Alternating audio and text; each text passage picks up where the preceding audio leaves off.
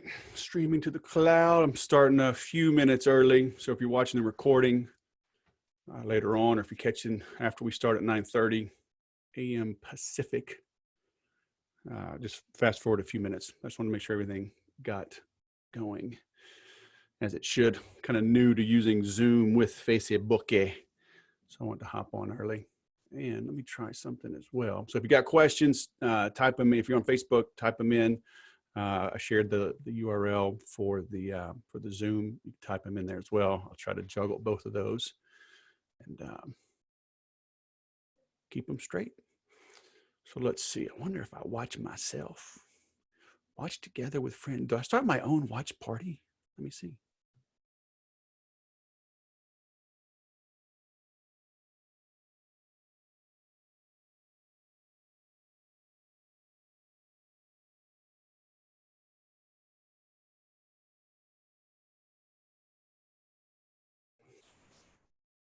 Now I'm going to have a loop. That's why you log in early.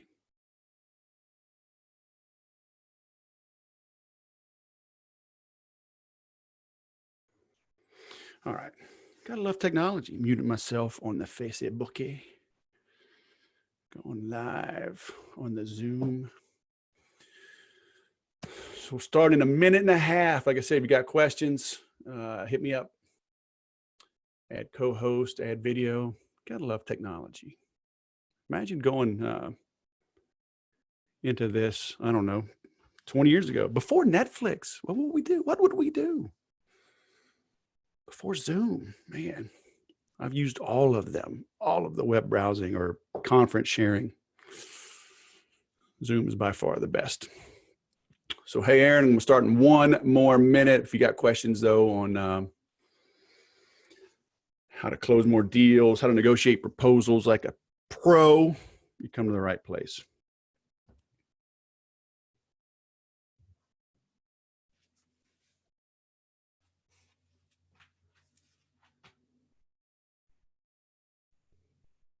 And seeing this delay on Facebook is kind of weird, but I'll get used to it. Adapt and overcome. If this stuff is new to you, hey, dig in. I've done this for over a decade, and I still question myself just before I hit send.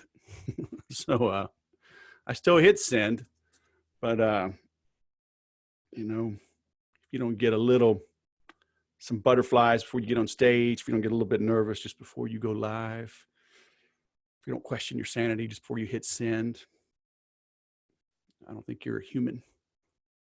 So dig in, right? The first time you do something, will be the worst, and it'll always get better.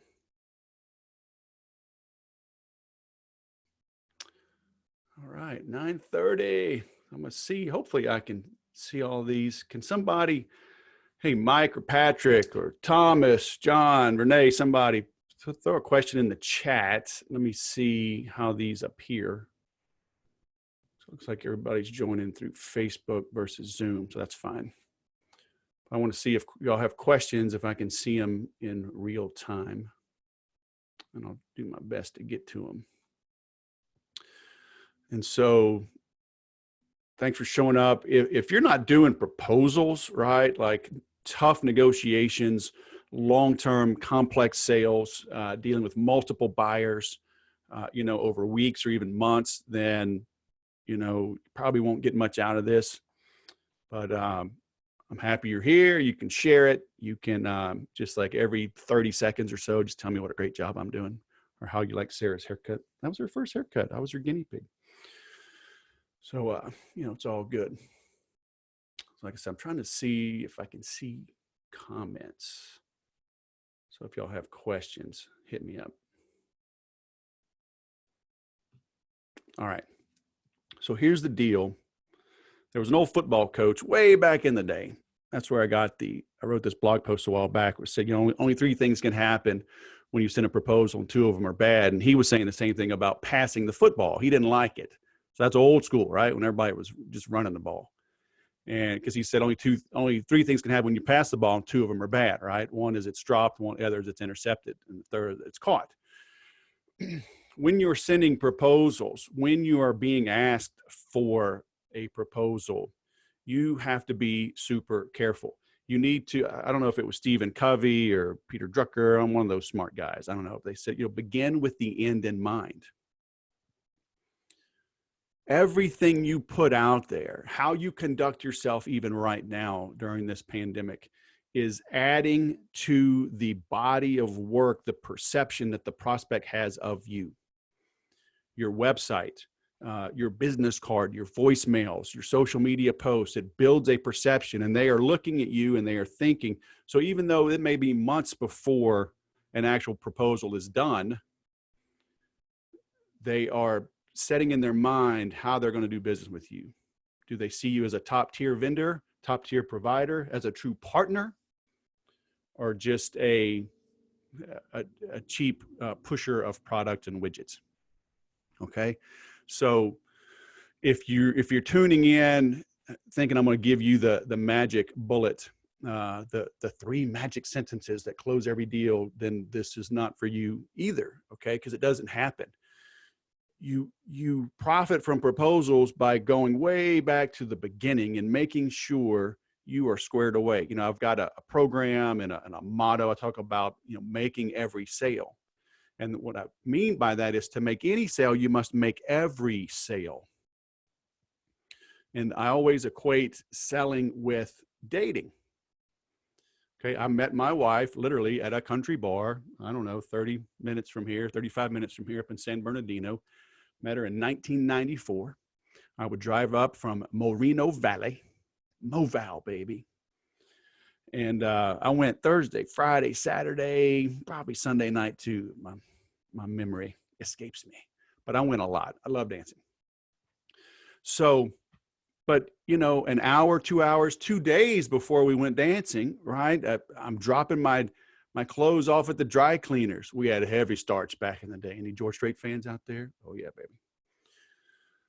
So I'm preparing way ahead of time. So I got clean clothes. Are they pressed? Do they smell good? I shower. I shine my boots. Okay. Cut my hair, brush my teeth. All of that is just before I even walk out the door. Then when I get to the bar, right, how I approach someone matters. Do I approach from the behind? Do I grab her on the shoulder and spin her around, so you come dance with me, little honey? Do I approach maybe at an angle? Do I smile? Am I courteous? Do I not invade her space? When we do dance, am I a creepy, gropey guy, or am I, respectful, appropriate? Right? So how I conduct myself every step of the way, because we make snap judgments, and the judgments are pretty dang accurate. Okay. But literally everything, I had to make every sale. I had to be clean. I had to smell good. I had to have shiny shoes. I had to know how to dance. I had to not be all handsy. I had to, at the appropriate time, ask her to dance again. Then at the appropriate time, ask for her phone number, and then call at the right time, say the right things, ask her out for her first date in the right way. And was it the appropriate first date? All of those led up to a literal proposal. Okay. And how I conducted myself to make any sale, to make that sale, will you marry me? I had to make every sale along the way. So it's the same thing in your business. How you conduct yourself every step along the way is adding up to how that prospect perceives you. And, are they going to negotiate from a position of strength, or do they think you got what they need and you're negotiating from a position of strength? Okay. Now they say, in sales, that time kills deals, but as it's true with anything, there's always a dichotomy. There's always 2 sides to every coin. Time kills a deal. If you don't respond quickly to a new lead, your chances of closing that lead go down. Conversely, on a complex sale, all right, I'm talking about like when I was selling to Google and, we're doing 7-figure deals. I got 9 or 11 people at the conference table. I'm organizing, I'm bringing in systems engineers, systems expert, subject matter experts. I'm bringing in my manager, You know, they got 4 or 5 people from their side of the house, from, you know, VP of operations to, you know, infrastructure manager and the guy in charge of technicians. And, you know, I'm coordinating this. You got to take your time on giving them the proposal, because you got to make sure it's right. So time does kill deals. You can be too quick, you can be too slow. All right. You've got to know when to dial it in and when to dial it back. But when it finally comes time, you know, the other saying I have, and I talked about this the other day, I was talking about closing first and then presenting. If you're sending proposals and the pricing, the timing, the warranties, the guarantees, the delivery, the servicing, if any of those are in question and they are a surprise, if they're sprung on your prospect only when you send the proposal, you're doing it all wrong. Okay. You should be closing the overwhelming majority of your proposals. You should be closing them quickly once they are created, because you should not be sending a proposal until you are 90, 95, 99% sure it's a done deal. Close first, then present. All right. So you have to understand how to position yourself. And again, go back, begin with the end in mind. You have to understand how you're approaching this and what the end game is. So you've got to be asking the hard, right questions early on. I would rather hear no on the first time I asked Shannon to dance. I'd rather hear no right then and there. Or, you know, we danced a little bit. Hey, can I get your number? Well, no, I'm kind of seeing somebody, but hey, you're a great dancer. You know, maybe I'll see you tomorrow night. Okay, fine. I'm not getting my hopes all up, right? Instead of, let's date for 6 months or a year, and then I ask you to marry me, and then you say no. How tragic is that? So hearing no early is a win. But most salespeople hate prospecting because they don't know how to do it. So you hang on to any deal with even a 1% chance of maybe getting some business. So then you're desperate. All right. Kenny Rogers, he knew when to fold them. Global pandemic. Yep, I'm going to fold them. I'm out of here. Okay. If you're not ready, willing, and able to walk away from the negotiation table, you have no business being at that negotiation table. Okay. And even if you're desperate and you truly need the money, you need to understand, if you think you're desperate, you are. So you got to slow your roll. You got to chill out. You got to realize, all right, what's the real damage here? Okay. If I don't get this deal, you know, I don't get some money, maybe I lose my job. Okay. I mean, you got to weigh all that. No, it's real. But conversely, what does it do to your psyche? Will that person even buy if you lower your prices so much and you're so desperate, so dramatic, so extreme in your discounting? And then what will it do down the road? I see most companies, end of month, end of quarter, end of year, they get crazy. They get desperate. It's like Pavlov's dog. You're grooming, you're training your customers. You're training the marketplace. Oh, just wait to the end of the month, in the quarter. I'll get a great deal. So maybe you do get that deal, but then what's it going to do for the longevity of your career and the viability of the company? Okay. Now, again, caveat, dichotomy, two sides of the coin. Right now, buyers are not only negotiating a tough deal, they have to. A lot of buyers, I mean, times are tight. I think right now it's all about going to get market share. I'm not big on discounting, but these are extraordinary times. Again, how you conduct yourself right now is going to leave a mark for a long time, good or bad. So seek to serve, go help people, go get market share, go keep the manufacturing, the production lines running, bring in the orders, even if margin is down. Okay. Gobble up market share, stay afloat. All right. Now, it still doesn't mean your prospects have the right to push you around, create crazy demands, because we're all in this together. Okay. When you're in sales, you are not a whipping boy or girl for the prospects. All right. But so just want to put that out there. Go get market share right now. Okay. Be flexible, be more flexible than ever, and it will pay off. They will not expect the pricing, the terms, et cetera, 3 months from now, a year from now that you give them today. Okay. And if they do, fire them. Those aren't good human beings. You can fire your customers. Okay. That's allowed.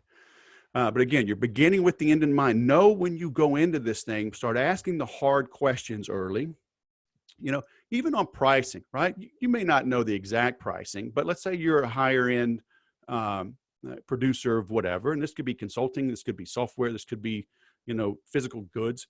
But somebody reaches out and you've got to know how to position it, how to ask the right questions in the right way, but I'll ask somebody, hey, in what kind of budget are we working with here? In round numbers, what are you hoping, to invest in this? Well, we really haven't, figured out a budget, or they're like, well, money's no object. Oh, really? Money's no object. So $10 million. I mean, I can give you that PO right now. I can give you that proposal right now. So, well, of course not $10 million. So, well, so what are we talking about? Right. And I'll give them a range.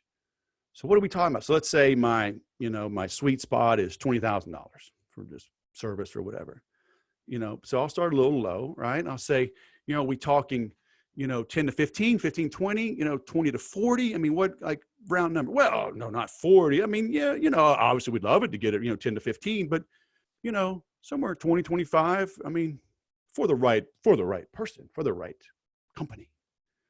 If the deal is right, we can spend 20, right? So you give them some options so you can start kind of understanding, because if they go, whoa, no, I mean, $5,000, 7,500 tops is a stretch, and probably $5,000 to $6,000. Like, well, we have a problem then,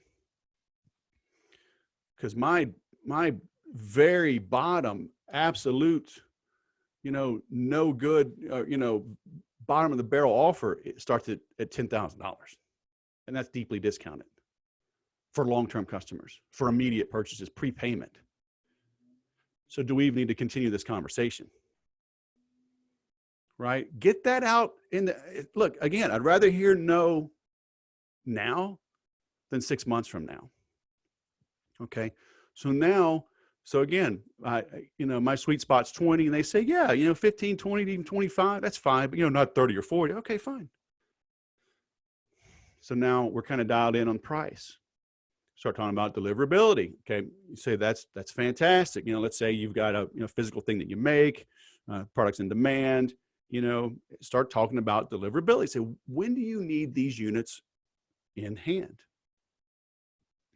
And they say, like, next week. And you got a 60-day backlog. Again, get this out in the open right away. So, well, we got a problem then. We are 60 days out. Rush order, with a prepayment, premium, I could do 45 days, but next week, totally impossible. So should we continue this conversation? All right. I'm taking away the objections early. You hear old school salesmen, sales trainers, how about don't ask a question that they can answer no to. You want to get a bunch of yeses, get them nodding their head. BS. I want to know what the heck's going on early.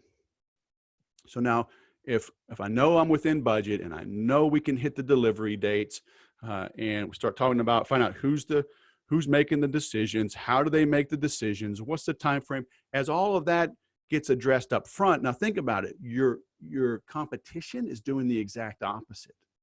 They're just going, yes, oh yeah, we can do that. Oh yeah, $5,000. Yeah, next week. Yeah, I think I can make that work. And and they're lying. They're lying out their teeth. And they're going to lead this prospect along. Prospect's going to cut a PO. They're going to start making excuses. Delivery dates will be missed. Company's going to get hurt. Okay. POs will get canceled. Lawsuits will happen. They're going to start giving you 1-star reviews on Yelp. It's no good. So start taking away these objections early. That's why I say close first, then present. Hey, can you help me? I don't know if I can help you. What's your budget? What's your time frame? Who's making the decisions? How is this going to be deployed? Boom, boom, boom. Okay, yeah, I think I can help you. Let's dig in. Now, as I diagnose, now as I understand what they're really dealing with, I'll start to map some things out. Well, could you send us a proposal? Yeah, I can send you a proposal, but let me ask you something. What's your process? How do you handle proposals? We've already talked about it. We're talking about $20,000 range. That's fine. We're saying 45 to 60 days. Okay, that's fine. We talked about is it compatible with this, that, and the other. Yes, it is. So what do you even need to see in the proposal? Well, we just need to get it in writing and blah, blah. Then what? Am I like competing with a bunch of others, or is this mine to lose? Right? I'll ask him straight up. Well, I'm not really at liberty to discuss this. Well, sounds like you don't really trust me. It sounds like I'm still, can I ask you, just between me and you, is this going to be a bidding war? Because if we're being honest, I don't like bidding wars. I don't like spending time on proposal and just have it get shopped around and land in my competitor's inbox. Homie, don't play that. Okay. So get the truth from them. Get honesty on the table. And I think now in these times, you're going to get more honesty from people than ever before, as long as you conduct yourself in an honorable manner, right? And get down to basics. So if they're like, yes, he's like, look, Wes, I'm, my boss, I've got to do it. Okay, fine. Between you and me, how am I doing? Is this mine to lose still, right? Are you going low cost bidder? Like, what are your top 3 non-negotiable criteria when choosing this new vendor? Yeah, look, it is yours to lose, right? We like your track record, blah, blah. You're a little bit on the high end, but, pricing, but, get a little competition, but, yes, this, that, and the other. All right, so now I know kind of what we're doing. I know if I have an internal champion. So then I'll ask him, okay, like if I have to send in that proposal, right? And if you do everything right, a lot of times they're like, hey, we're ready to go. Just send us so we have something to sign. And it's all above board and we know what we're getting into. Fine. I send that, boom, they sign right away. They pay right away. So, but all right, it's a good deal. It's a big company. Maybe it's like a premier account that I want to have, in my quiver, but I'll still push, say, okay, so what's the timeline? What's the process? What's going to happen? Who's given authority on this? Walk me through this. Well, the boss is going to pretty much go with what I recommend, but of course the boss has final say so. All right, what are you going to tell the boss? What are you going to recommend? I'm going to recommend you. Why? I'm going to coach my champion on how to sell me. Okay. And again, assuming I haven't won over the absolute big boss, you should be doing that. All right. But sometimes you get big deals. All right. It's not ideal. I'm going to make sure I've got that internal champion. I'm going to make sure they know what to say. And I'm going to put a very short fuse on that quote. Okay. 7 days, 10 days, there's no reason to make it valid for a month. All right, you're selling, Sikorsky helicopters and it's, multi-billions of dollars. Yeah, you may have to give it a little longer fuse. But look, if you're selling other stuff and it's a complex sale, again, you've dealt with multiple people for weeks or months. They don't need 30 or 60 or 90 days to ponder it. Too many things can change, especially right now. I would put a 1-week fuse on that thing. This quote is good for 7 days. All right, but again, you ask them, say, what's the process? Yes, I'm going to recommend you. May I ask why? Can we just kind of go over this? I'm going to let him tell me again all the reasons why. I say, okay, cool. So today's, Wednesday the 1st. Like when are y'all looking to make a decision? Well, we got to make a decision by Friday. Okay, cool. So can we talk Friday afternoon, Monday morning? Like what's the timeline on that? How are you doing this? Well, we got a board meeting, whatever. Hey, can I attend that meeting? Can I dial into that? Well, obviously we can't attend anything right now. Can I dial in? Can we set up a Zoom? I can answer some questions.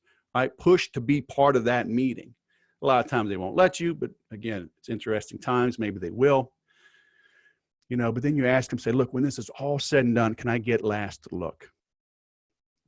Right? Can you give me some insight?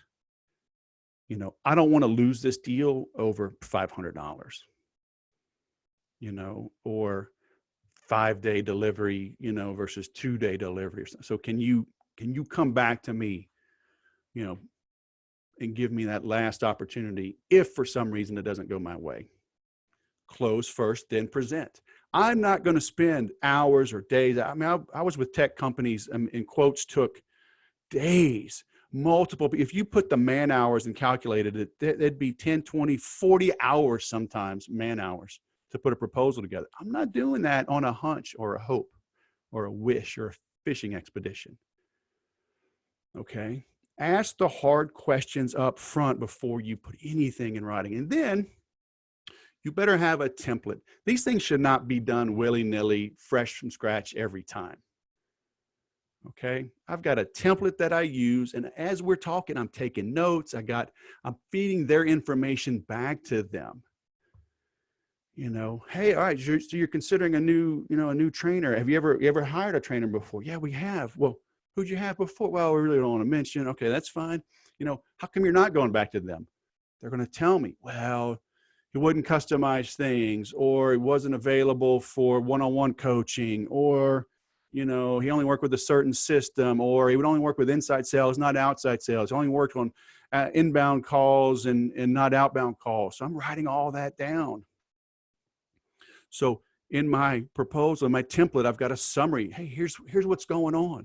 You need somebody that can handle both inside and outside sales, somebody that can work with inbound calls and outbound calls. You need scripts. You need email templates that back up the scripts, but multimedia, boom, boom, boom, right? So they're going, yeah. Of course they're saying yeah, because they told me. So I'm taking all these notes, reviewing things. Again, it's a complex sale. That's the assumption. Multiple calls, multiple meetings, okay, multiple emails going back and forth. So I'm building up this body of work that I'm just feeding it right back to them.